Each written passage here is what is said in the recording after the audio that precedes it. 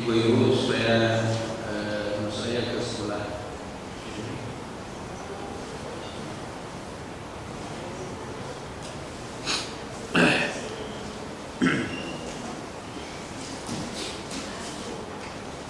Assalamualaikum warahmatullahi wabarakatuh. Alhamdulillahirabbil alamin. Nahmaduhu wa nasta'in. Wassalatu wassalamu ala asyrofil mursalin wa ala alihi wa sahbihi ajma'in.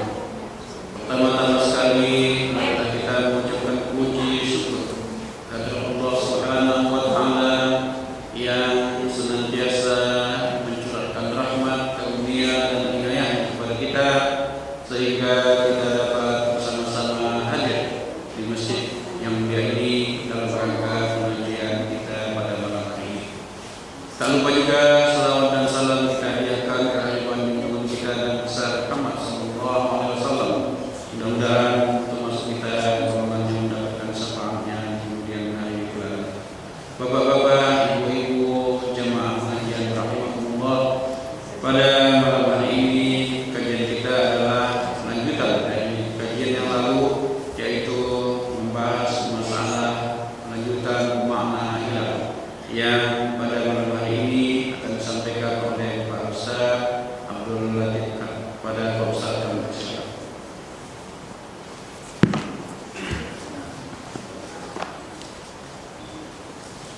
Bismillahirrahmanirrahim.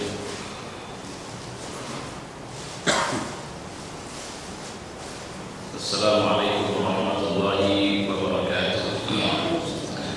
Alhamdulillahirabbil alamin. Wassalatu wassalamu ala asyrofil anbiya'i wal mursalin wa ala alihi wa sahbihi ajma'in. Qala Allahu fil Qur'an, a'udzu billahi as-sami'il 'alim minasy syaithanir rajim. Bismillahirrahmanirrahim.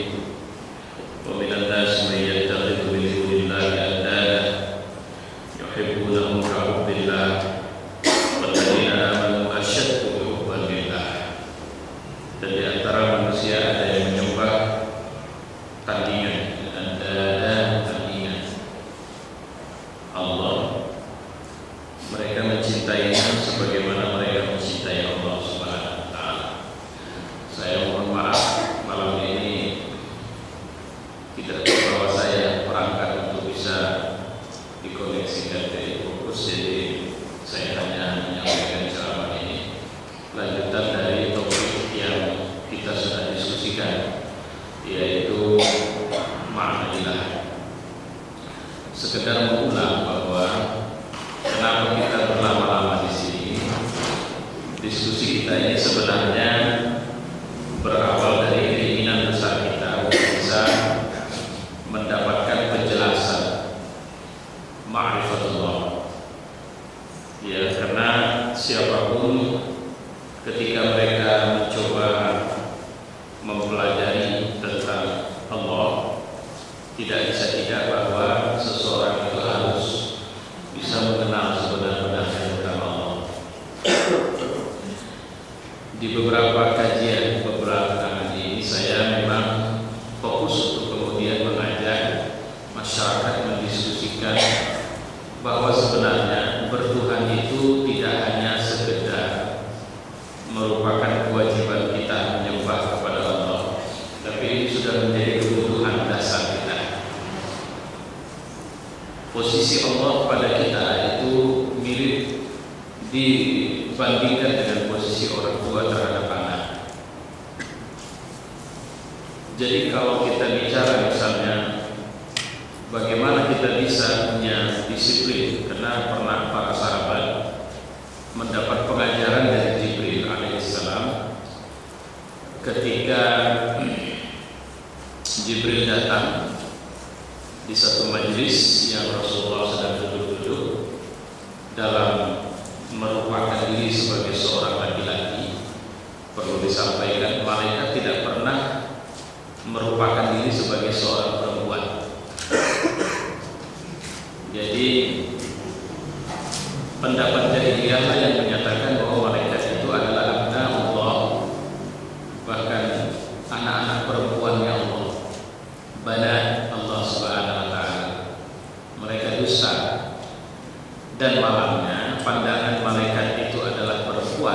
sampai sekarang masih dianut oleh orang yang kabarnya sudah cerdas ini. Lihat beberapa iklan di TV, seringkali kalau mempersonifikasikan malaikat itu selalunya perempuan, tampilannya hampir telanjang, ada sayap dua, kayak begitu sih, ya. Dan Jibril tidak pernah merupakan diri dalam wajah yang buruk, selalu wajah yang baik. Bahkan saya khilaf, Nabi pernah menceritakan ada sahabat yang Jibril itu kalau nampil suka kali berwajah seperti itu. Jadi mirip dengan wajah salah seorang sahabat anak muda yang handsome lah. Nah, ada 3 poin penting pengajaran yang lebih dikenal dengan hadis Umar ini: iman, Islam, ihsan. Terus terang ini pelajaran yang berat untuk didiskusikan dan juga berat untuk diterapkan. Mudah-mudahan Allah memberi kemudahan kepada kita satu hari nanti bisa menjelaskan ini dengan baik, karena ini rangkaian dalam kajian Ma'rifatullah. Tapi saya ingin menyinggung sedikit tentang ihsan. Ihsan ini semacam riayah jadinya sebenarnya, ini perawatannya. Saya suka belakangan membuat ilustrasi begini. Ini anak umur berapa ini? Berapa umur? 8 tahun. Udah kelas 2 SD. SD kelas 2. Kalau ibu adil biarkan dia pergi ke Jakarta naik pesawat sendiri, dibawakan kartu kredit, dibawakan kartu ATM, dibawakan HP, dibawakan semualah perangkat, ya. Tapi ibu nggak ikut dan tidak ada orang yang menyertainya, tidak ada orang yang menyambutnya, dia disuruh pergi jalan sendiri. Kira-kira kita sebagai orang tua tenang nggak melepasnya? Saya mau ambil anak ini masih 8 tahun, udah kebesaran. Saya mau ambil usia 1 tahun lah. Ya, lebih enak itu 1 tahun. Ya. Saya mau contohkan seperti itu sebenarnya. Jadi Ma'rifatullah itu nanti ngajinya begini. Jadi begini, apalah kira-kira cara itu? Karena sebenarnya memang harus dikirim juga ini. Pokoknya dia harus jalan, bekali semuanya. Dia butuh apa, duitnya ada, kasih HP. Nanti kalau kira-kira sementara usianya cuma 1 atau 2 tahun, tapi memang harus disuruh berangkat. Bagaimana cara ibu supaya bisa merasa nyaman dan tenang? Nah, itu jawaban yang selalu saya dapat. Kalau saya mungkin ada cara satu lagi ya, mungkin bisa juga apa istilahnya, alat apa ya, ditanamkanlah ke mana supaya bisa kedetek dia kemana dia pergi, bisa ketahuan gitu. Bukan alat pelacak lah, alat pelacak. Nah, ditaruh chip lah gitu, kan lebih aman ya. Saya mau sampaikan sebenarnya bisa nggak memahami bahwa Allah sebenarnya jauh lebih cemas melepas kita di dunia ini ketimbang orang tua yang melepas anak usia 1 tahun tadi, yang sudah dilengkapi dengan semua bekal yang diperkirakan dia itu akan aman berjalan. Pernah nggak merasakan bahwa Allah itu sebenarnya cemas sekali? Ibarat orang tua begitu tengok jam, harusnya dia sudah nyampe, tapi kenapa belum ada kabar ya? Kalau malam jadi nggak bisa tidur, makan jadi nggak tenang karena nggak ada berita. Tapi sebenarnya saya bilang Allah itu jauh lebih cemas ketimbang orang tua yang melepas anaknya untuk pergi ke sebuah negeri asing. Dan hari ini saya mau bilang bahwa kita ini dilepas di satu negeri yang namanya dunia, yang harus kita lalui berapa tahun di sini. Kecemasan Allah terhadap kita di sini itu jauh melampaui orang tua yang melepas anaknya tadi. Sehingga Allah menanamkan, tapi memang sangat tergantung dengan kita ingat enggak ini. Ditanamkanlah satu alat, sehingga melalui alat itu dia bisa komunikasi nanyain berita kita.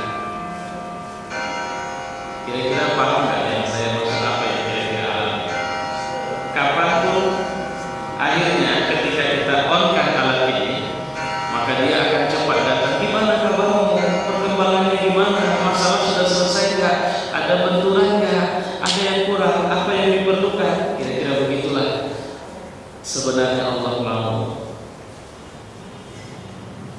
atau berhubungan dengan kita.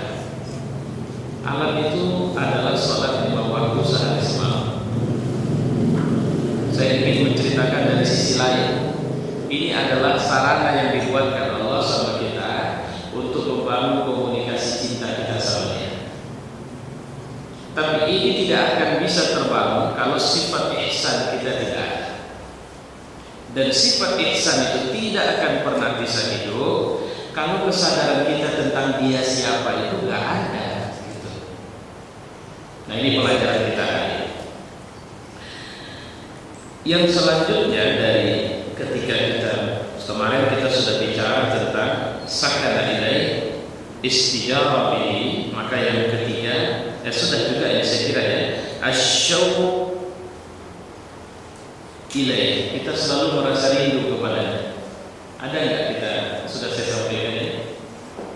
Belum ya? Oke, kalau gitu ini yang ketiga. Insyaallah yang ketiga dan keempat kita akan selesaikan malam ini. Asyauq, uniknya perasaan bertuhan ini kalau tidak ada rasa rindu, makanya mudah-mudahan juga Allah memberi kemudahan. Saya sedang menyiapkan satu modul ini kecil untuk akhirnya kita bisa mengeksplor, mendeteksi benarkah sama kita Allah itu Tuhan,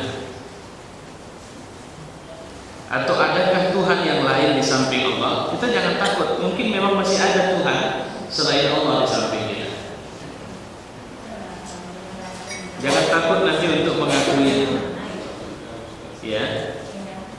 Karena kalau Tuhan itu adalah Allah, ini yang membuat kita menjadi manusia luar biasa. Karena ternyata serumit, sesulit, seheboh apapun, anak orang yang kayanya luar biasa, kalau dia pergi bersama orang tuanya ke tempat atau ke rumah yang susahnya luar biasa, itu tidak akan menghilangkan suasana bahagia pada anak itu selalu. Tidak ada, tetap sama. Selama di situ ada orang tuanya, dia tidak akan. Nah ini nanti yang pelajaran kemarin, istijarah bihi. Kita merasa dalam perlindungan Dia selalu, ya.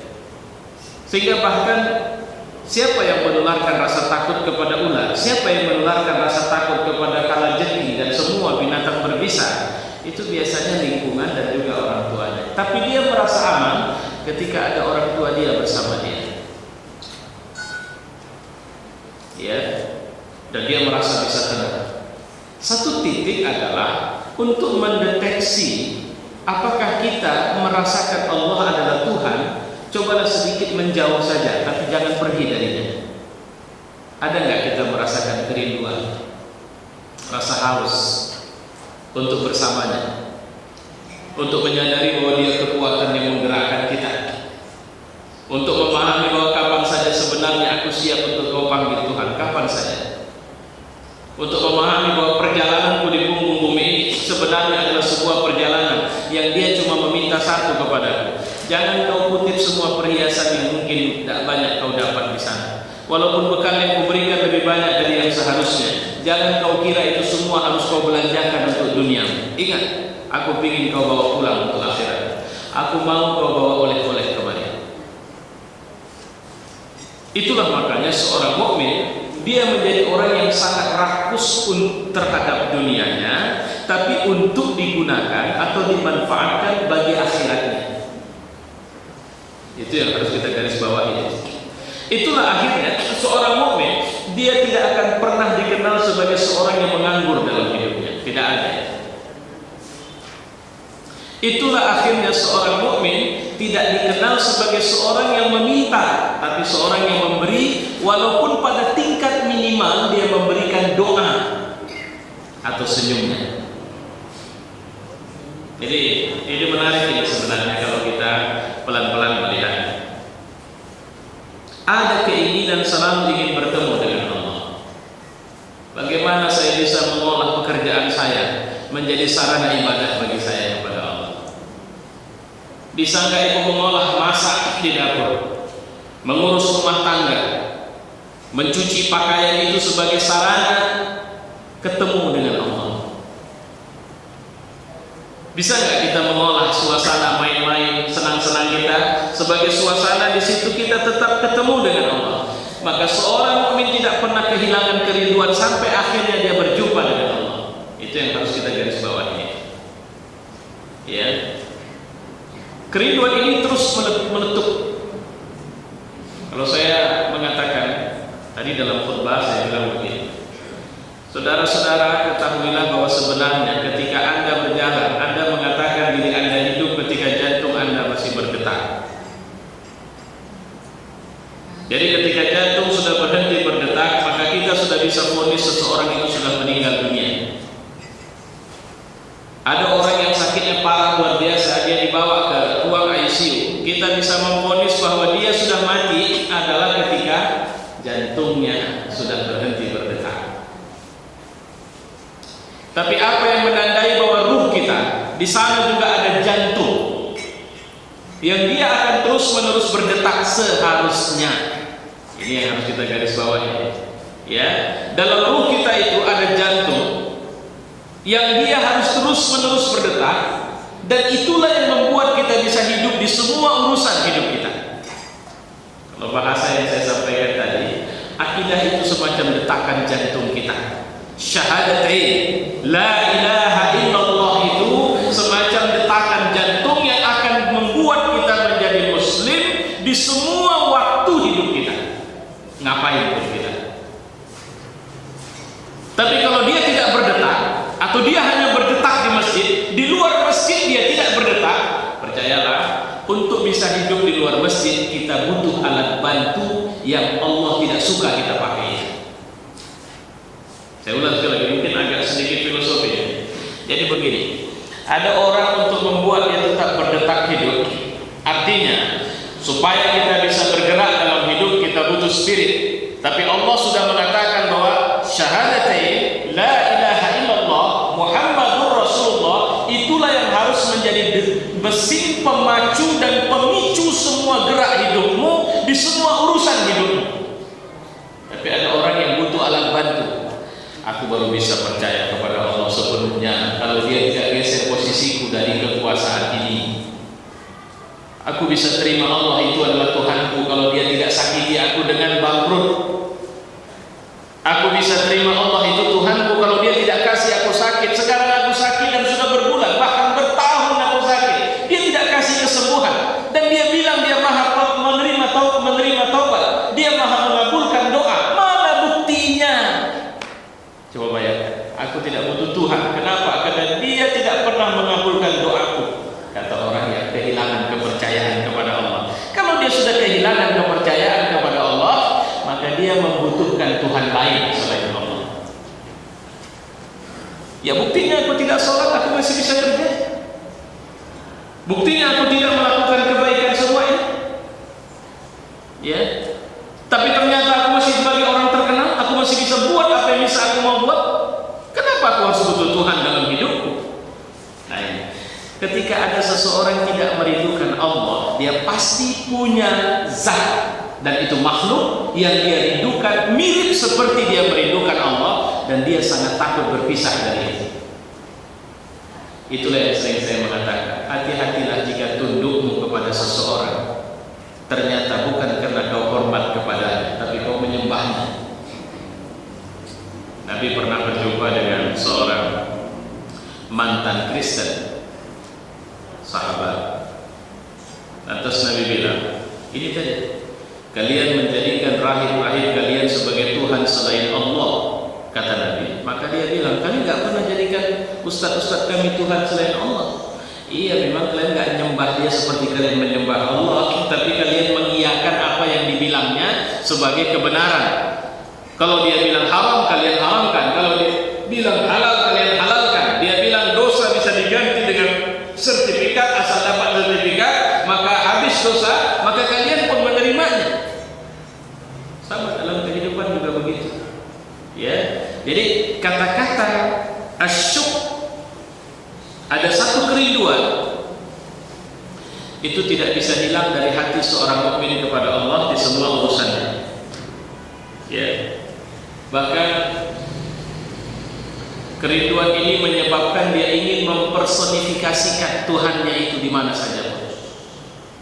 Itu terbukti dari ucapan-ucapan bahwa kemewahan, kemegahan semua kenikmatan yang aku dapatkan, ini aku dapatkan karena sebab sianu, karena sebab begini, ini bukan karena sebab aku muslim yang benar, sekarang menjadi muslim gak ada hebatnya, ini karena artinya segala sesuatu yang dia sebutkan selain Allah itu telah menjadi Tuhan sama dia waktu itu. Oke, ini yang ketiga.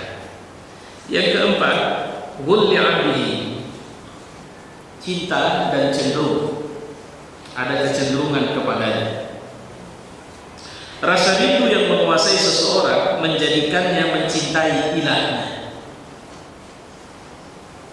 Wa minan nasi may yattakhidhu min dunillahi andada. Ada sebagian orang yang,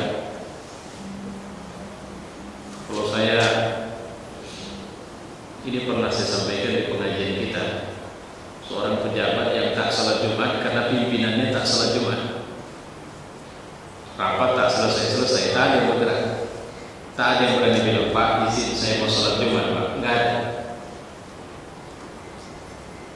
Pintarnya si pejabat ini, dia cerita sama saya, cuman Ustaz, kita kan dituntut juga untuk patuh kepada pimpinan kita. Ya. Jadi bagaimana saya bisa? Terakhir ya sudah, namanya juga kita kan 3 kali berturut-turut ya baru munafik, atau dicabut atau diberi cap kenifakan. Tapi kalau sekali saya pikir tidak masalah. Tapi saya sepanjang duduk nemenin dia pun saya istighfar terus. Saya tidak bisa jawab, singkat saya tidak bisa jawab apa-apa waktu itu. Saya cuma tersenyum saja. Kenapa? Saya tidak tahu mau bilang apa kepada orang yang seperti itu. Ini yang dimaksud dengan wuli'ah. Ittakhadhu andadan min dunillah, mereka mengambil tandingan selain Allah, yuhibbunahum ka hubbillah, mereka mencintai tandingan Allah itu sama seperti mereka mencintai Allah seharusnya. Coba perhatikan berapa banyak orang yang karena sebab dia mencintai sesuatu dan karena mencintai sesuatu itu dia lebih tertarik untuk kemudian, coba seorang anak perempuan hari-harinya berjilbab, lama tidak kerja, begitu dapat panggilan kerja syaratnya satu, buka jilbabmu, lantas dia buka jilbabnya. Apakah dia menuhankan Allah waktu itu? Ustaz, dia kan menuhankan Allah, tapi dia sudah menciderai. Kalau begitu ada Tuhan lain selain Allah yang dia merasa nyaman ketika dia meninggalkan hukum Allah, maka kemudian dia tidak merasa itu sebagai satu kesalahan. Itu pasti karena ada kekuatan yang dianggapnya juga mengendalikan dirinya. Apa itu? Perutnya, nafsunya, kesenangan atau kekhawatirannya terhadap kehidupannya, itu lebih kepada nafsu.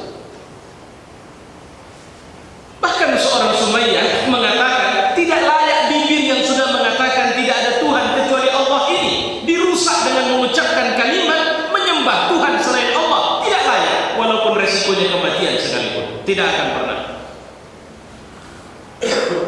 Itu yang dilakukan. Nah, sekarang apa yang membuat kita rusak dalam kehidupan kita? Banyak hal.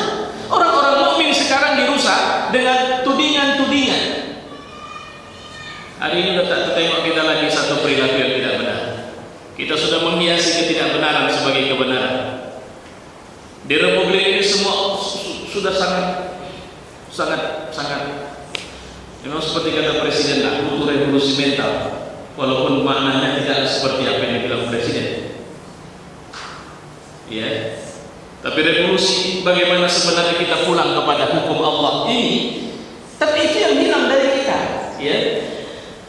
Ayat di atas menggambarkan ada sebagian manusia, orang musyrik yang menyembah tandingan Allah selain Allah, dan mereka mencintainya sebagaimana mereka mencintai Allah karena mereka sangat cenderung atau dikuasai olehnya. Apa itu? Bisa jadi pimpinan, bisa jadi presiden, bisa jadi menteri, bisa jadi orang yang menguasai sebuah perusahaan, bisa jadi suami, bisa jadi orang tua, bisa jadi anak, bisa jadi apa saja. Selama kita merasa tidak merdeka di hadapannya. Jika ada karena sesuatu dan kita karena sesuatu itu meninggalkan hukum Allah dan merasa nyaman meninggalkan hukum Allah, itu pertanda kita tidak menuhankan Allah dengan benar. Itu aja tinggal menghukumkan. Saya tidak mengatakan ngaji kita ini ngaji akidah. Kalau istilah saya namanya ngaji akidah. Nah ini saya janji, insya Allah saya kemarin sudah membawa rekaman ceramah saya, jadi saya terkilap. Rupanya punya sarana tidak saya gunakan. Nanti ini kena tidak sempat tadi. Nanti saya buat di keping CD. Saya bisa insya Allah mengapakannya sendiri, atau saya kasih nanti, tolong diperbanyak. Syarat sahnya syahadat itu pembahasan saya di SCTV 15 episode. Nanti saya belum bisa convert ke nanti saya kasih nanti insya Allah mungkin pengajian mendatang bisa saya bawa. Tapi tolong juga diingatkan Pak Saleh, untuk pengajian mendatang saya sudah harus bawa itu, dan itu penting Ibu Bapak dengar. Ya, jadi syarat, dan ini insya Allah juga itu bisa nanti didengar dalam bentuk MP3 lah. Ya tidak dia audio saja. Baik. Sakana ilaih istijara bihi wuli'a bihi, kemudian asyuk kita merasa rindu kepadanya, karena sebab 4 kriteria inilah kita akan menyembah. Dan jangan lupa ya, bentuk penyembahan kepada Tuhan siapapun itu, karena kita tidak sedang bicara Allah ya, siapapun itu tidak harus dalam bentuk sujud di depan, tidak harus. Bentuk penyembahan yang dimaksud di sini adalah ikut apa mau dia. Kalau dia buat peraturan jangan sholat, ya udah kita tidak sholat. Kalau dia bilang kayak teman saya, seorang pengusaha besar, tak bisa Bang, tak bisa dihindari, kata dia. Dia direktur di sebuah perusahaan. Satu hari dia cerita, sekarang udah gak pernah cerita lagi dan tidak pernah bicara apapun, biar saya nggak tahu. Karena saya bilang, Anda bermain di tepi jurang, saya khawatir Anda nyemplung ke jurang itu. Enggak usah, saya cukup kuat. Ya sudah, kalau cukup kuat, alhamdulillah. Karena dia datang menceritakan bahwa pekerjaannya tidak bisa tidak pasti terkait dengan dunia hitam juga. Kenapa? Dengan rekanan dia harus ketemu di satu tempat, nanti minuman keras. Saya kalau sudah pergi ke satu daerah Ustaz, itu disambut, dan kemudian paketnya di dalamnya ada perempuan. Suka tidak suka saya harus terima. Saya mau nolak nggak bisa, karena perempuan itu udah duduk sama saya. Terakhir saya terus terang Ustaz, nggak ada saya ngapa-ngapain. Saya cuma ajak cerita aja. Saya bilang Anda di tepi jurang yang luar biasa itu, Anda bisa jatuh ke dalam. Enggak Ustaz, insya Allah saya bisa jaga. Itulah kenapa saya datang minta Ustaz nasihatin saya. Berapa kali saya kirim nasihat-nasihat juga no respon sekarang sudah. Saya tidak tahu, mudah-mudahan Allah masih jaga dia. Apinya rusak. Apinya rusak. Ya, sudah pada posisi itu. Kenapa? Hati-hati. Setan itu pertama membenarkan kita dalam kebenaran, tapi kemudian membiarkan kita secara perlahan. Kemarin saya ketemu orang-orang yang semula berada di posisi benar, sekarang sudah mungkin bisa tidak benar. Saya bilang, kalian jaga ini.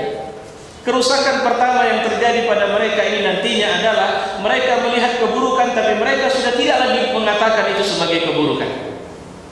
Pada tingkat lebih lanjut mereka akan menjustifikasi itu sebagai kebenaran baru, dan mereka tidak lagi memegang Quran untuk menghukumkannya. Kalian jaga, kalau rusak nanti orang ini, habis kita.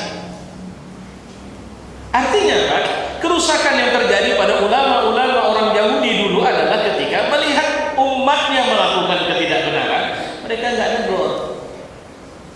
Rusaknya orang tua sekarang, anak perempuan yang pakai celana pendek begini, nggak ditegur, biasa aja. Gak ada masalah. Di luar rumah atau di dalam rumah ada kerusakan yang menimpa masyarakat kita, lihat itu. Sekarang ini cerita oplosan. Padahal saya yakin, yakin kali saya itu. Gak enak itu apa namanya, tua oplosan itu. Pasti tidak enak. Tapi setan itu membayang-bayangi mereka untuk membuat itu terasa enak, dan akhirnya mereka husnul khotimah di jalan setan. Tidak ada kesempatan dikasih Allah bertaubat. Bukankah itu kematian yang keji? Ya. Ini. Jadi al-badan artinya kalau 4 ini ada, kita disebut sebagai penyembah. Kalau kita sudah menyembahnya, itu artinya kita ikut kepada syariatnya. Kita belum bicara ini Allah. Kita hanya bicara jika ada orang atau apapun dengan kriteria ini, maka kita sudah disebut menyembahnya. Ustaz, inilah sebabnya Pak, Ibu, kenapa kita disuruh Nabi untuk aksiru zikra la ilaha illallah. Karena nanti ada orang yang paginya mukmin, sore bisa kafir. Sore mukmin, paginya kafir. Kenapa? Jaddidu la ilaha illallah. Perbarui itu kalimat la ilaha illallah. Jadidu Iman, ya. Disuruh kita untuk memperbarui kalimat tauhid kita, keimanan kita, trust kita sama Allah. Karena ada posisi di mana saya sehat, oke, tidak ada masalah. Tapi begitu datang sakit, saya curiga sama Allah. Saya sakit, oke, saya beriman yang tinggi kepada Allah. Tapi begitu datang sehat, hilang semua zikir saya di jalan Allah. Maka jadidu iman, perbarui imannya. Al-aliha bermakna abaduh, artinya mengabdi. Jadi jangan menerjemahkan mengabdi, menyembah itu hanya pada posisi sujud atau seperti sholat. 4 perasaan di atas demikian mendalam. Siapapun yang memiliki perasaan ini rela dengan penuh kesadaran menghambakan diri kepada ilahnya itu. Mohon maaf saya, si Samsul menolak betul dibilang pembunuh. Itu Samsul yang tangkap itu.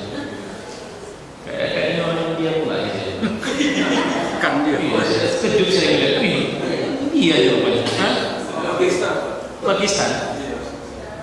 Saya kira bukan orang Pakistan. Orang India. Istrinya kan orang Pakistan. Baiklah, udah nggak usah kita panjang. Ini maksud saya begini. Udahlah, Samsulnya kita bilang oke nggak. Tapi lihat si Peri dan siapa yang mereka bilang atas instruksi. Coba bayangkan, siapa Samsul pada mereka? Rab, ilah. Mereka mengabdi, mereka menyembah sama dia, sampai disuruh membunuh pun mereka melakukannya. Coba bayangkan, hati-hati dengan posisi seperti ini. Jangan ketundukan kita kepada makhluk Allah mengakibatkan kita melakukan sesuatu yang Allah menyebutnya kita bermaksiat kepadanya. Hati-hati. Nah, itu contoh yang paling dekat lah. Kenapa kau membunuh? Ya bapak perintahkan saya, ibu suruh saya. Tadi saya kemarin sambil jalan lihat di TV bagaimana diwawancarain itu di TV One lagi 3 pembantu rumah tangga itu. Ketika ditanya siapa yang suruh, ibu yang suruh.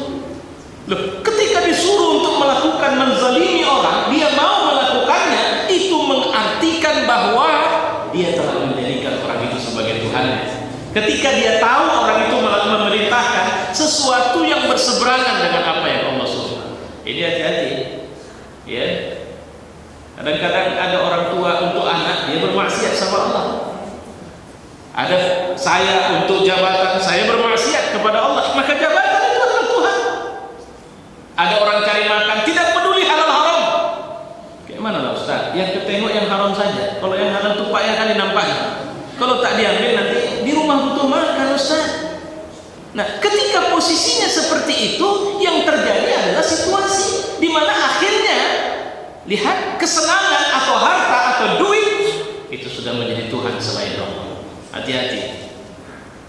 Percayalah Bapak Ibu, ketika kita mengambil dengan cara yang Allah tidak ridho, mungkin kita dapat. Saya ulang sekali lagi, mungkin kita dapat. Tapi percayalah, itu tidak akan membuat kita tenang dunia dan akhirat. Tapi kalau kita ambil dengan cara yang Allah ridho, mungkin tak banyak dapatnya, tapi buat kita tenang. Tidur nyenyak, tidak ada masalah. Itu yang harus kita garis bawahi. Dalam hal ini ada 3 sikap yang mereka berikan kepada ilahnya. Jadi kalau sudah kita mengabdi kepadanya, maka akan muncul 3 sikap yang disebut. Pertama adalah kamalul mahabbah, nanti kita diskusikan ke depan. Kedua kamalul tazallul, dan ketiga kamalul khudu'. Kamalul mahabbah, sempurna cinta. Kamalul tazallul, dia pasti tidak akan pernah lebih besar dari Rabbnya, dari Tuhannya, dari siapapun yang dia sembah selain Allah, tidak akan bisa lebih besar. Baru kemudian kamalul khudu'. Kamalul khudu' artinya dia tidak akan pernah bisa mengangkatkan wajahnya di depan sembahannya, tidak akan pernah. Maka jangan pernah berharap kemerdekaan akan terjadi kalau kita masih menempatkan ada makhluk Allah jauh lebih tinggi dari kedudukan kita. Tunduklah setunduk-tunduknya kepada Allah, karena di saat kita sudah sepenuhnya tunduk kepada Allah, maka kita merdeka di depan makhluk. Itulah kenapa tidak ada beban bagi Rasul untuk bangun rumah kecil atau rumah besar, tapi dia lebih memilih rumah kecil.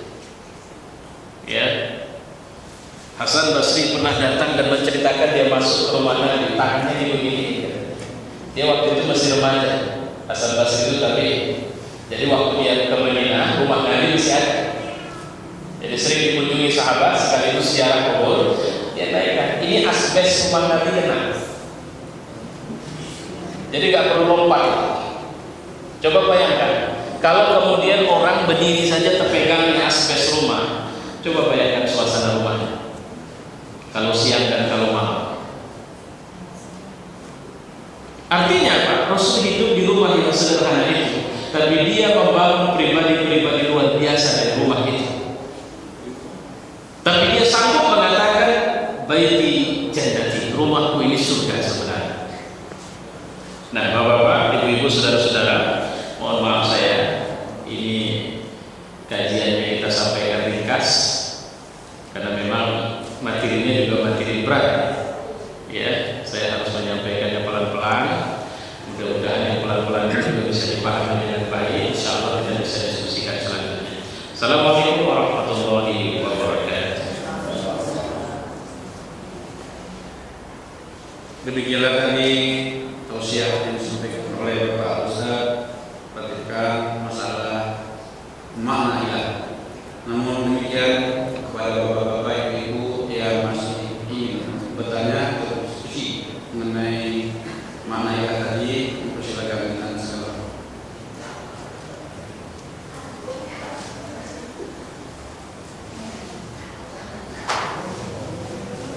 Jadi kita sudah menuntaskan 4 perasaan yang hidup di hati seseorang, sehingga dengan adanya perasaan ini dia telah menuhankan zat itu. Ya, yang pertama tenang bersamanya, di sini adalah zat yang dia bertuhan. Kedua, merasa dilindungi bersamanya. Ketiga, sangat merindukannya, sehingga kemanapun dia pergi dia berusaha untuk mewujud nyatakan atau meluapkan rasa rindunya itu kepadanya. Baru keempat tadi adalah seseorang itu akhirnya dia cenderung atau mencintainya. Ya, jadi ada kecenderungan. Jadi kalau disuruh memilih di antara jawaban-jawaban, dia pasti akan memilih apa yang telah ditetapkan oleh Tuhannya itu. Jadi tidak objektif dia. Kalau sudah bicara Tuhan dia tidak objektif, sehingga dia akan ikut apa kata Tuhan. Bagaimana Pak? Saya menuntut keadilan ini Pak. Bapak ini telah melakukan, ternyata dia menuntut keadilan kepada orang yang orang ini telah menjadi Tuhan bagi orang. Maka dia pasti tidak akan memberikan keputusan yang adil di sini. Ya, ini halal apa haram? Ini jelas-jelas sebenarnya saya tidak tahu ini apa. Udahlah, ambil saja. Dia tidak mampu untuk mengatakan itu haram ketika itu jelas-jelas sebenarnya haram. Kenapa? Karena teropong atau kacamata yang dia pakai bukan lagi kacamata syariat. Apa yang memberatkan kita untuk tunduk kepada Allah? Jawabannya sederhana, karena ada Tuhan selain Allah yang masih kita puja dalam diri kita. Itu yang membuat kita berat. Oke, ada tambahan silakan. Ya, Ibu, di belakang. Waalaikumsalam. Nggak dengar Bu. Iya, saya nggak dengar saya. Masalah yang keempat, saudara Saudi itu sangat merindukannya. Iya. Di dalam Al-Quran ada disebutkan Allah, innamal mu'minuna alladzina idza dzukirallahu wajilat qulubuhum wa idza tuliyat 'alaihim ayatun zadatuhum imanan wa 'ala rabbihim yatawakkalun. Iya. Yang ingin saya tanyakan tadi kan tanda-tanda orang beriman kecintaan kepada Allah tadi, apabila baca Al-Quran berdebar jantungnya, itu saya. Dan apabila Disebutkan nama Allah. berdebar jantungnya, dan apabila dibacakan Al-Quran bertambah imannya, Ya. dan terhadap Allah dia berserah diri.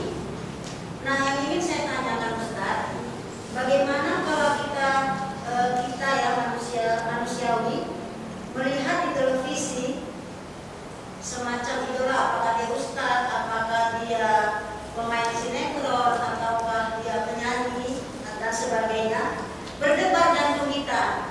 Berdebar dalam arti kata gantengnya kalau laki-laki, perempuan cantiknya. Apakah itu termasuk kerinduan kita kepada fans kita dan apakah ini berdosa atau tidak? Demikian, assalamualaikum warahmatullahi wabarakatuh. Waalaikumsalam. Saya mau ringkaskan saja, ngefans sama artis lah ya. Apakah ini bahagian dari kecenderungan bahwa berkemungkinan ini bahagian dari menuhan syariah? Bisa Pak, Bu, itu jalannya menuju ke sana nanti. Sampai akhirnya pakaian pernak-pernik dia kita beli semuanya. Sampai akhirnya begitu melihat dia kita histeris. Ya. Nah itu memang bahagian dari arah. Cuma ini harus menetralisir kalau memang kita, kenapa? Itu syahwat semua, itu nafsu. Jadi kalau sudah sampai pada posisi kita terjebak pada kecenderungan seperti itu nafsu. Saya dalam hidup merasa tidak punya idola secara khusus. Sampai satu hari kedetek, ketahuan sama saya sendiri. Saya merasa sangat mengidolakan Abdul Rahman Sudais sebenarnya. Saya pertama tidak tahu. Ya, saya merasa banyak kali yang saya dengar seperti Al-Matrud, Al-Ghamidi dan macam-macam yang lain. Kenapa saya merasa bahwa ada masalah saya dengan Syekh Abdul Rahman Sudais adalah ketika di musim haji saya sholat Jumat di Masjidil Haram. Ya saya tidak tahu siapa imam, tapi saya tahu lah imamnya dia. Kenapa? Karena khutbahnya suara dia. Ya. Apa yang membuat saya merasa bahwa ada masalah dalam kecenderungan saya kepadanya adalah begitu dia mulai Alhamdulillahirabbil alamin,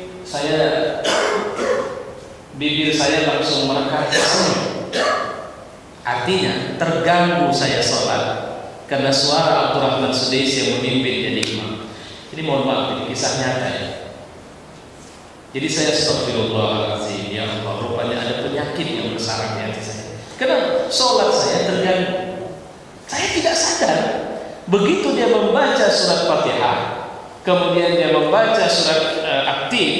Saya masih ingat rakaat kedua dia membaca surat Li'ila fi Quraisy. Saya begitu senangnya, bukan karena mendengar ayat itu dibaca, tapi karena si pembaca adalah Abdul Rahman Sudais, dan malamnya itu terjadi saat saya sholat. Jadi saya merasa ada something wrong ini sama saya. Apa yang harus saya lakukan dengan persoalan itu? Maka saya harus banyak beristighfar dan mohon ampun kepada Allah bahwa bukan tidak mungkin kalau aku lebih dekat kepadanya, dia ini bisa menyimpangkanku dari itu. Coba apa kira-kira bentuk penyimpangannya? Saya akan mengamini semua apa yang dibilang. Pokoknya kalau sudah, makanya hati-hati. Kita kalau sudah dengar ada Ustadz Kabir datang, tak semua kata Ustadz itu benar. Kayak Ustadz Latif yang ceramah ini, jangan bilang semua yang dibilangnya ini benar.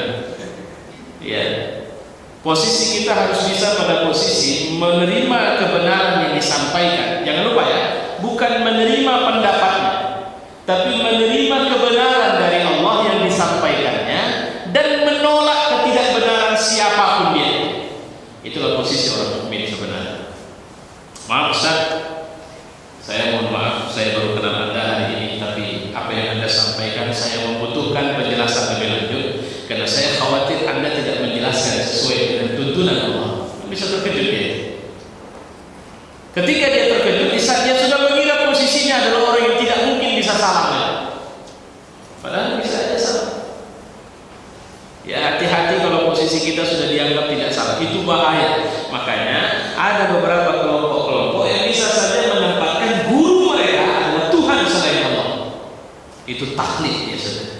Hati-hati posisi. Maka taklid itu dilarang betul. Ketika membutakan kemampuan kita untuk berpikir. Ya, nanti di 15 episode yang saya mau kasih itu ada satu penjelasan saya tentang itu. Ya, saya mengatakan bahwa ketika posisi dia Bagaimana cara mengenal Allah? Harus mengikut stasiun-stasiun yang dia buat. Dan dia disebut sebagai mursyidkah namanya, sebagai apakah namanya, seperti orang yang sepertinya sudah maksum, tidak mungkin salah lagi.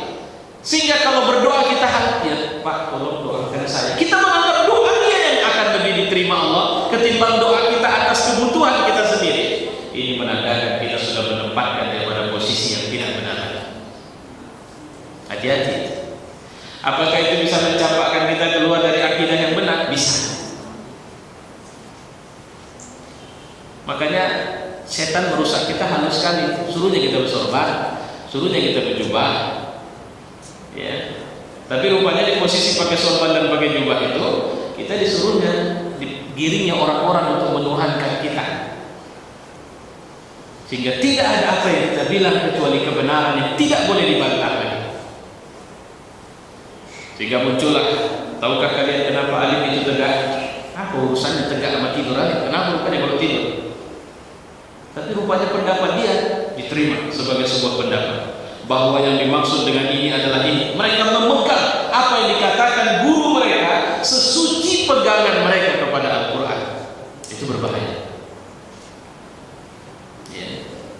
Nabi saja bisa dibantah sahabat. Makanya sahabat nanya dulu, ya Rasul ini wahyu atau enggak? Tidak. Oke, kalau begini tidak wahyu ya Rasul, kurasa pendapat ini tidak pas. Kalau sudah bicara strategi perang dan sebagainya, nah begitu. Ini wahyu enggak? Ya Rasul, posisi kita ini rapuh. Kalau sempat kita terpukul, ini kolam atau tempat air tak terpegang kita lagi. Jadi kalau mau kita maju ke depan sedikit sana, kolam di belakang kita bisa minum dan mereka tidak bisa rebut air ini. Jadi artinya strategi itu oke, bisa campur semuanya. Ya, jadi ibu ngefans sama artis, hati-hati. Itu dulu saya lihat, itu dulu pertama Raihan masuk Medan, kejut saya. Itu teriak begitu dia muncul, ya, ternyata sudah super. Ini Raihan ini kalau dibilang kan munsyid ini, penyanyi agama, penyanyi syiar Islam. Tapi rupanya yang menerima sudah memposisikan ini tadi yang terakhir, adanya kecintaan, muli'ani, sebuah kecintaan atau kerinduan, sehingga seorang itu seperti tidak bisa lepas. Tapi ini belum sampai pada tingkat bisa merusak, tapi ini bisa merusak. Ya, bisa merusak. Kenapa? Karena kalau sampai semua syair dia dianggap sebagai kebenaran. Saya kemarin beli ensiklopedia. Hati-hati juga membeli ensiklopedia. Saya beli ensiklopedia tokoh-tokoh Islam dari mulai Nabi sampai ke. Begitu mulai saya baca, itu saya bilang, ya Allah, ternyata banyak kali orang menulis buku ini semangatnya jualan, bukan nyebar ilmu yang benar lagi. Karena riwayat-riwayat yang nggak jelas juntrungan yang dia masukkan ke dalam itu. Yang penting tulis covernya bagus, kertasnya oke, tampilannya cantik. Orang sekarang kan begitu. Gak penting isi. Ada satu ensiklopedia saya bawa pulang. Duit yang sudah saya bayar, udah ambil itu sertifikat. Kenapa? Cuma sampaikan sama penerbit, jangan asal menerbitkan buku dan bilang sama penulisnya. Saya malas nulis. Bilang sama penulisnya, kalian jangan cari makan dari jual buku. Hati-hati beli buku. Karena banyak sekarang orang pintar buat cover bagus, apa isinya tidak benar. Kenapa? Berantakan. Bersalahan secara syariat, tapi pakai nama-nama ensiklopedia Islam pula. Makanya hati-hati. Nanti kalau bapak-bapak yang nggak pernah ngerti, bolehlah bertanya dulu sama saya juga boleh. Ustaz, saya mau beli buku ini kira-kira pas nggak? Apalagi sekarang buku Syiah banyak. Gitu. Oke, baik. Ustaz, tadi yang bapak bilang Allah itu khawatir melepas kita ke dunia.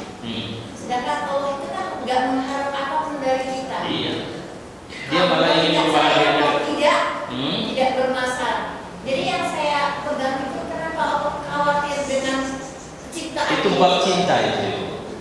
Kita bicara tentang cinta Allah sebenarnya. Cinta Allah kepada hamba itu jauh lebih tinggi dari cinta orang tua sama anak. Itu ada beberapa ayat hadis membicarakan tentang itu. Kecemasan Allah kita bermaksiat itu jauh lebih cemas Allah. Maaf ya. Kecemasan orang tua anaknya salah itu jauh lebih cemas Allah kita salah. khawatirnya Allah kita dimasukkan ke dalam api neraka, jauh lebih orang tua ada anak dicampakkan ke api, jauh lebih khawatir Allah kalau kita dimasukkan ke api neraka. Ini kan hadis-hadis sahih. Jadi pernah satu pulang perang Badar, tertangkap banyak. Jadi ada emak-emak yang nangis ada di sana sini, anaknya terpisah dari dia. Ada sahabat siapa? Coba cari anaknya. Begitu dapat, wah dipeluknya langsung disusukan. Sahabat masya Allah kagum. Nabi dari belakang bilang, tahu nggak? Menurut kalian, kira-kira tega nggak ibu ini mencampakkan anaknya ke dalam api? Enggak mungkin lah ya Rasul. Kami dia menyaksikan begitu luar biasa dia cinta sama anak. Allah jauh lebih tidak tega mencampakkan kita ke dalam api. Itulah kenapa maka disediakannya keampunan kalau kita berdosa. Coba kalau memang tak juga bisa, siapa yang zalim? Kalau akhirnya digiring juga ke dalam api neraka, siapa yang zalim? Kemarin sudah aku bilang, kalau kalian berdosa minta ampun, kalian tidak mau. Aku sudah bilang, neraka ini nggak bisa ngomong lagi kalian kalau sudah masuk kemari. Datang juga kalian. Ingat surat Az-Zumar? Hatta idza wasiqal ladzina kafaru ila jahannam zumara hatta idza ja'uha futihat abwabuha wa qala lahum khazanatuha alam ya'tikum rasulun minkum yatlu 'alaikum ayati rabbikum wa yunzirunakum liqa'a yaumikum hadza. Apa enggak datang dulu Nabi sama kalian yang ngasih mengingatkan kalian bahwa tempat ini tempat yang dahsyat. Bala tak bisa nolak, benar sudah datang. Walakin haqqat kalimatul azab. Tapi begitulah sudah ada ketetapan kalimat azab berlaku sama mereka. Ya, jadi hati-hati, Allah tidak zalim. Kalau kemudian kita masuk ke dalam neraka, bukan Allah yang zalim, kita yang terlalu zalim sama diri kita sendiri. Sok pede, dia pikir, makanya kayak orang Yahudi, kami kan masuk neraka cuma sehari 2 hari saja. Itu kan diabadikan dalam Quran kalimat mereka. Ya, oke, baik. Ya. Ada teman saya bertanya kepada saya tentang kerinduan dia sama Allah, tapi dia selalu rujuk kepada Ramadan gitu. Kenapa saya tanya? Karena di situ aku belum bisa dekat sama Allah. Kalau di selain itu payah kali katanya. Apa aku termasuk syirik? Saya bilang saya tidak tahu, tapi nanti coba saya tanyakan dalam pengajian. Iya, enggak lah. Kerinduan kepada Ramadan bukan syirik. Ramadan bukan Tuhan. Dia ingin berdekatan dengan Tuhan di bulan yang dia tidak cukup modal sebenarnya. Pingin jualan besar, pingin beli banyak tapi di musim bonus. Nah, kira-kira gitu. Sekarang dia nggak punya duit. Jadi kayaknya aku pingin kali malam bisa banyak baca Quran. Cuma kalau sekarang nggak bisa. Kenapa? Modalku nggak cukup. Aku bisa pingin tiap malam atau tiap hari pergi sholat ke masjid. Tapi sekarang aku nggak bisa. Kenapa? Modal nggak cukup. Modal apa? Modal iman. Kalau Ramadan Allah kasih bonus. Orang yang nggak pernah ke masjid, orang yang nggak pernah sholat tahajud gitu. Orang yang nggak pernah puasa, itu bonus namanya. Jadi sebenarnya itu menunjukkan kecintaannya dia kepada Allah, tapi juga menandakan masih lemahnya keimanannya kepada Allah. Tapi dia masih berada dalam lingkup yang benar, insyaallah. Ya. Nah, cuma kalau ada orang yang dia hanya baik di saat Ramadan datang, ya memang harusnya bukan baik di saat Ramadan, lebih baik di Ramadan. Di luar Ramadan kita harus baik, itu yang paling penting. Oke, baik. Ada lagi?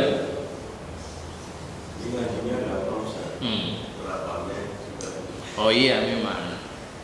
Ini sebenarnya Pak, kalau secara jujur saya sedang mempersiapkan. Ini bentuknya latihan ini, harus dicek.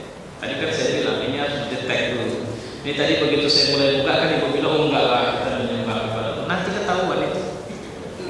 Kalau sudah dikasih pertanyaan-pertanyaan, tapi dengan kejujuran, ada tingkat-tingkat tertentu memang penyimpangan-penyimpangan dari menuhankan Allah itu banyak kali sama kita.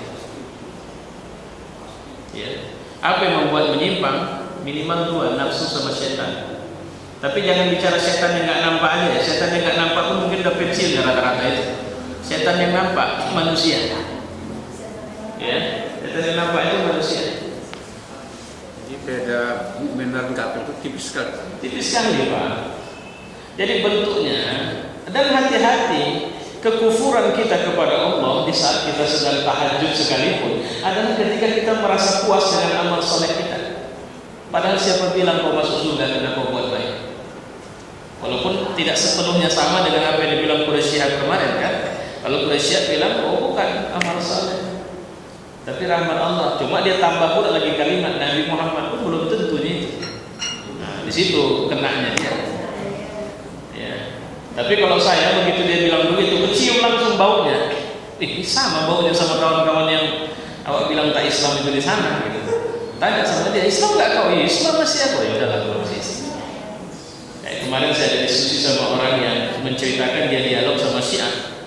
Saya kejar terus. Dia tidak mau kasih tahu siapa Syiah. Sampai saya bilang kesimpulan saya, kau bukan Syiah tapi kau tasayyuh. Kau cenderung sama orang Syiah karena kau bela Syiah di sini. Baru terakhir setelah keras saya ngomong itu baru dia kasih tahu. Rupanya memang wajarlah dia tak mau kasih tahu. Karena sama dia rasa itu aib. Ada masalah dia rasa. Baik. Jadi tipis, benar. Hati-hati ibu. Ibu pikir ibu sudah baik kali kena tiap Senin Kamis ngaji, apa sholat puasa, malam Sabtu ngaji, tiap malam Sabtu datang kemari jauh-jauh dari sana. Terus ibu menganggap ibu lebih baik dari orang lain, itu kekufuran kepada Allah. Bahkan kufurnya sudah masuk ke wilayah syirik. Loh, kok bisa syirik Ustaz? Di mana masalahnya? Nabi bilang, riya itu seperti kau tidak tahu kapan semut naik ke atas gagang kacamata.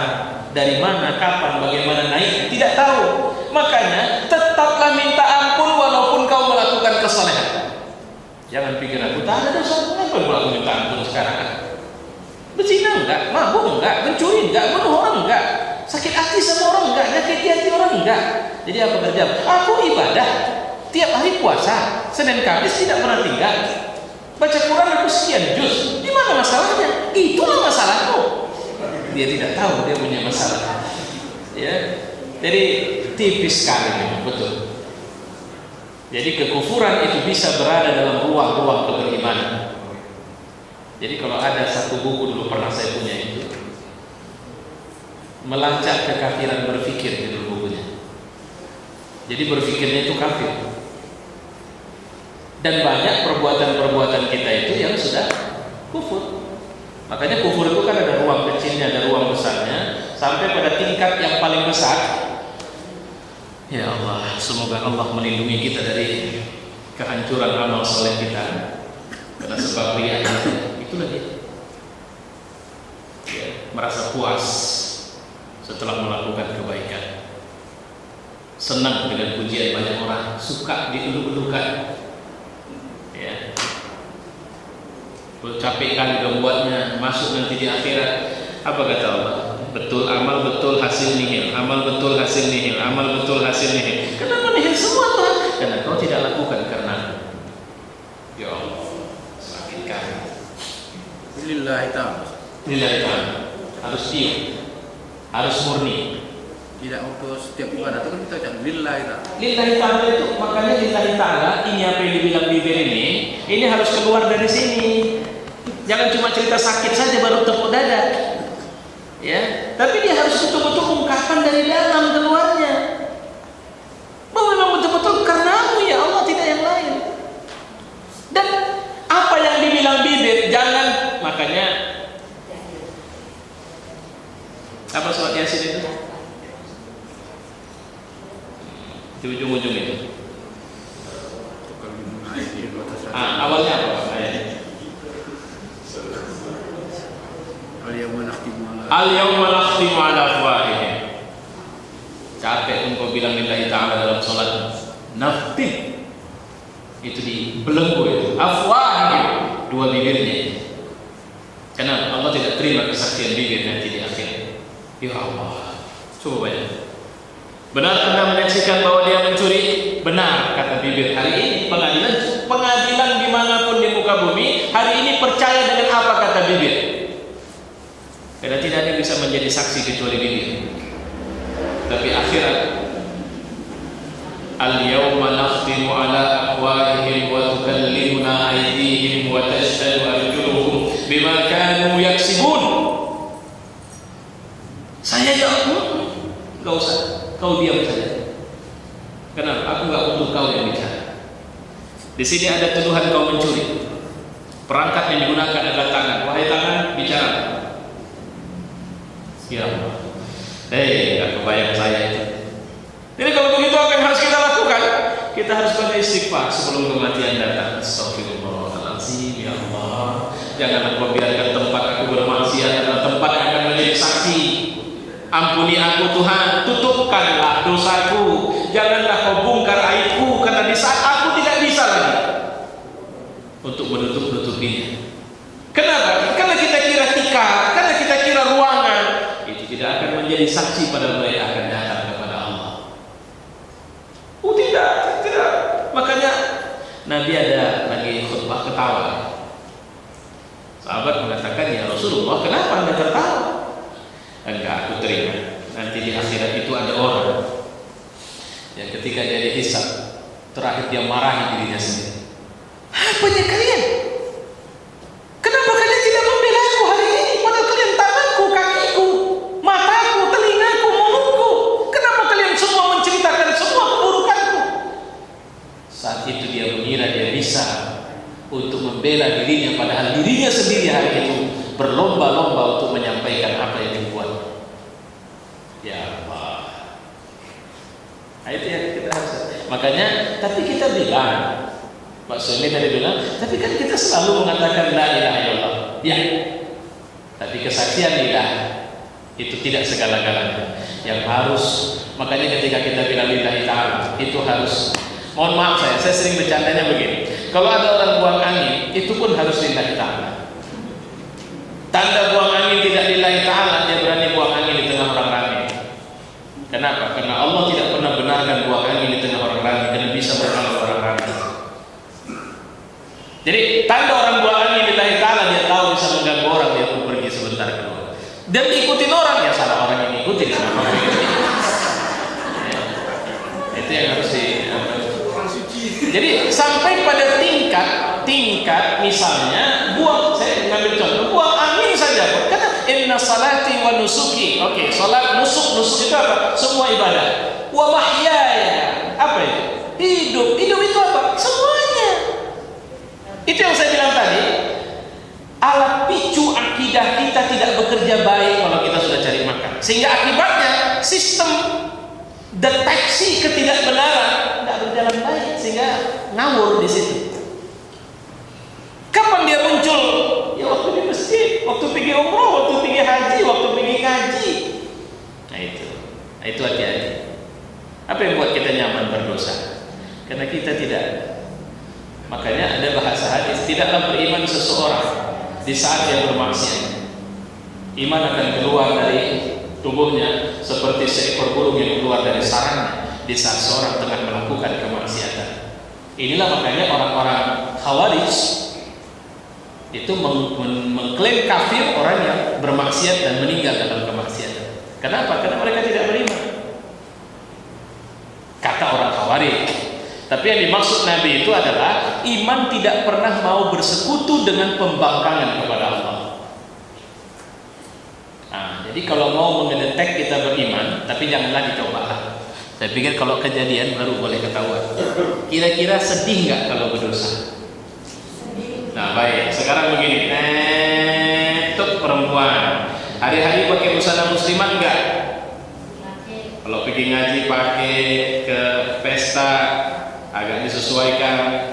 Anak remaja yang paling banyak ini kan, karena di sini dia masih bermasalah imannya. Terus di depan suami nggak seimbang pula gajinya. Oke, suami di depan istri, ya. Apakah sudah melakukan pekerjaan suami di depan istri dan istri sudah melakukan pekerjaan istri di depan suami? Terserah, aku mau ceraikan aku ceraikan, nggak ada masalah. Aku pulang ke rumah orang tua. Abang dulu pun datang kemari tak ada apa-apa nih. Sekarang ya abang baru bisa. Siapa yang ngasih abang kerjaan? Ayahku. Orang yang kayak gini apa kata Nabi? Allah memberita gembirakan kepada perempuan yang membanggakan dirinya di hadapan suaminya dengan satu bangunan yang sangat luar biasa di neraka.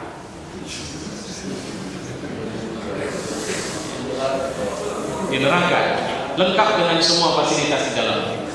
Tentu fasilitas penyiksaan. Ya. Jadi jangan pernah mengusungkan. Makanya Islam mengingatkan bahwa lebih memilih pasal bizatil, pilihlah agamanya. Atau kalau kau tidak sanggup memilih agamanya, maka didiklah dia supaya beragama. Jika tidak bisa, jangan menikahi seseorang yang belum nikahnya, yang setelah kau menikahnya dengannya, maka rusaklah agamamu. Tapi nikahilah seseorang yang setelah kau menikah bersamanya, maka agamamu selamat. Dan saya mohon maaf, belakangan ini saya sering merasa bisa mendetek ini kayaknya penghuni surga, walaupun Allah lebih paham. Kenapa? Ya dengan ilmu yang dikasih Allah, amal-amal penghuni surga itu ada sama dia. Jadi bukan amal yang mengantarkan ke surga maksudnya, tapi tingkahnya penghuni surga udah nampak sama dia. Ya Allah, indah sekali kalau sudah sampai begitu. Kita kan ngajinya jarang kali mempelajari tingkahnya penghuni surga. Padahal sebenarnya harusnya pelajarin itu. Rumah tangga penghuni surga kayak mana ya? Kalau ciri penghuni surga, istri penghuni surga itu nggak ketengok laki-laki lain kecuali suaminya. Kalau sekarang masih sanggup kok SMS-an sama laki-laki lain di samping suaminya, atau suami SMS-an sama istri lain di samping istri, atau malah kadang-kadang mohon maaf saya. Ya kalau di sinetron kan muncul itu, dipeluknya istrinya, tapi tangannya megang BBM. Ya Bu. Ya itu yang saya bilang, itu udah nampak ciri-ciri penghuni mana itu. Makanya istighfarlah kita kepada Allah di semua keadaan kita. Oke. Ada lagi? Cukup? Ya, sudah. Banyak memang perlu latihannya ini. Karena kita merasakan bahwa ibadahnya semacam kewajiban saja, belum lagi kebutuhan. Betul. Itulah yang saya bilang tadi. Tadi sore saya ceramah di kampungnya. Jadi ada ratusan ibu-ibu yang Masya Allah saya lihat. Jadi saya cerita bagaimana, karena kepala desanya bilang begini, Ustaz, di sini masih parah kali, tingkah masyarakat musik kliniknya tinggi apa semua. Jadi saya cerita tentang salah satunya sholat seperti yang saya sampaikan tadi. Ketahuilah bahwa sholat itu hakikatnya adalah sarana yang disiapkan Allah agar dia bisa ketemu kita di semua waktu hari kita, itu minimal 5 kali. Jadi subuh dia datang, gimana, ada masalah, apa cerita, cobalah sampaikan sajalah. Kalau kau minta aku kabulkan, aku kasihlah.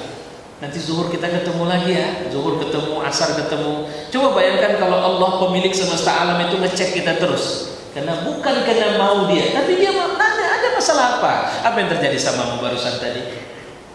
Nanti kalau sudah curang, nanti malam tengah malam jumpain aku bawa khusus persiapan untuk kalau mau minta aku kasih dan seterusnya.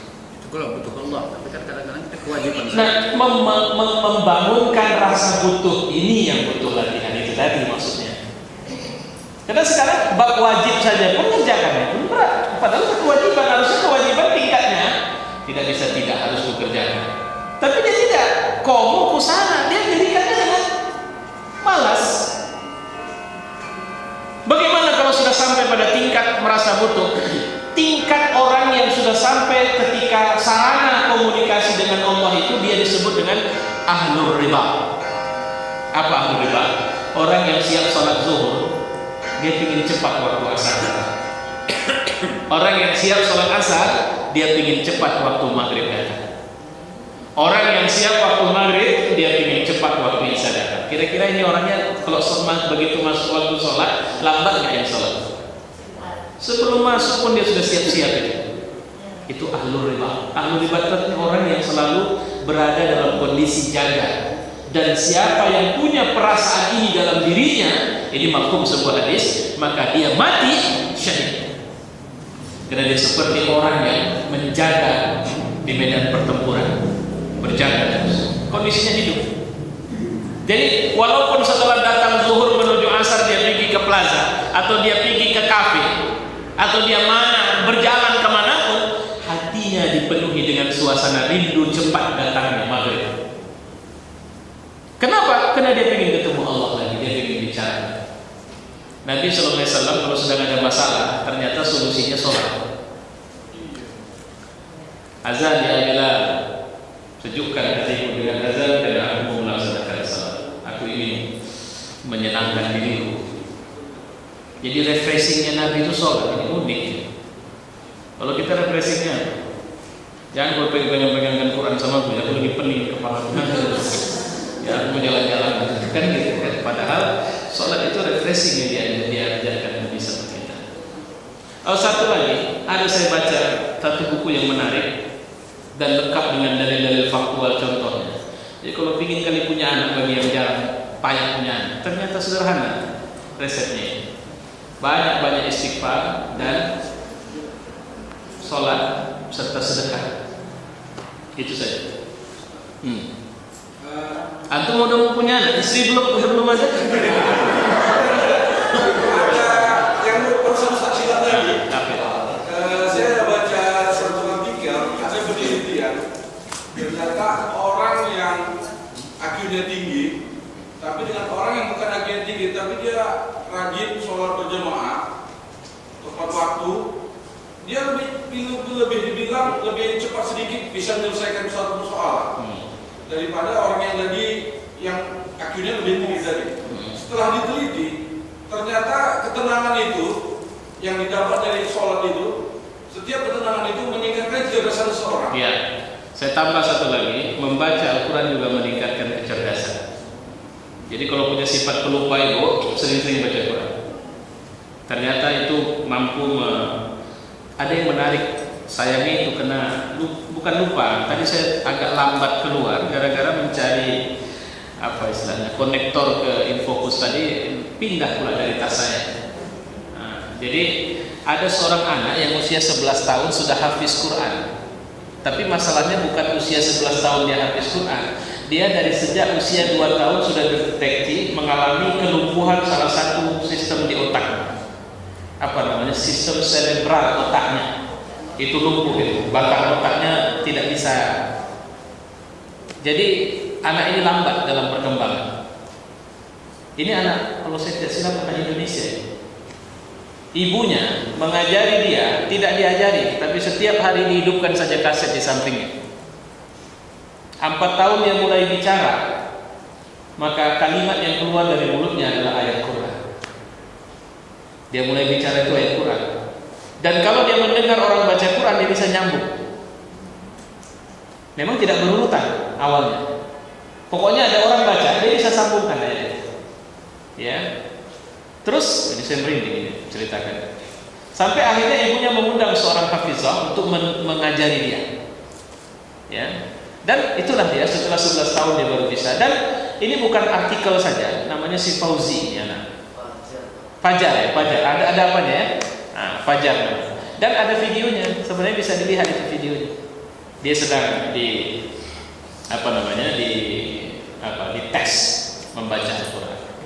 Jadi jangan pernah menuduh apa yang sebenarnya Allah sudah bilang tidak akan seperti ini.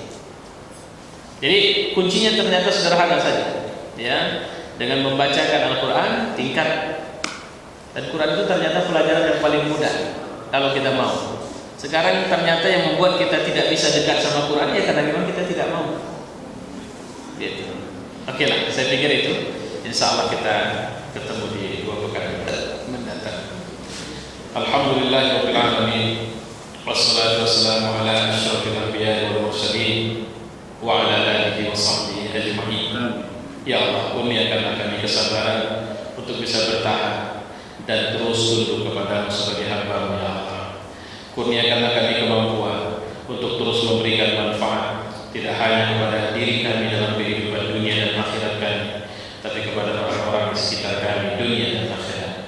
Jadikanlah kami hamba yang berada dalam daftar hamba yang Kau ridho dunia dan akhirat, dan jadikanlah kami hamba yang satu hari kelak masuk ke dalam surga-Mu Rabbana atina fid dunya hasanah wa fil akhirati hasanah wa qina adzabannar. Wa sallallahu alaihi wasallam ala Muhammad wa ala alihi wa sahbihi ajma'in. Walhamdulillahi rabbil alamin. Demikianlah tadi pengajian kita yang telah disampaikan oleh Pak Ustaz Al-Fikar Alhamdulillah yang telah disampaikan secara verbal. Mudah-mudahan dapat meningkatkan ketakwaan keimanan kita kepada Allah Subhanahu wa taala. Kepada Ustaz kami ucapkan terima kasih. Kemudian di sini ada salah satu jemaah kita mengundang jamaah pengajian malam Sabtu di Masjid Al-Muhajirin, Ibu Elida Umar Ali yang akan meresmikan pernikahan anaknya pada hari Minggu tanggal 7 Desember 2014 beralamat Jalan Rahmat Sah Gang C 29 depan Hotel Garuda. Demikian dalam ini kami sampaikan kepada semua, mudah-mudahan kita yang kenal artinya alamatnya Jalan Rahmat Sah Gang C 29 depan Hotel Garuda. Demikian menjadi ketua mengucapkan alhamdulillahirabbil alamin. Assalamualaikum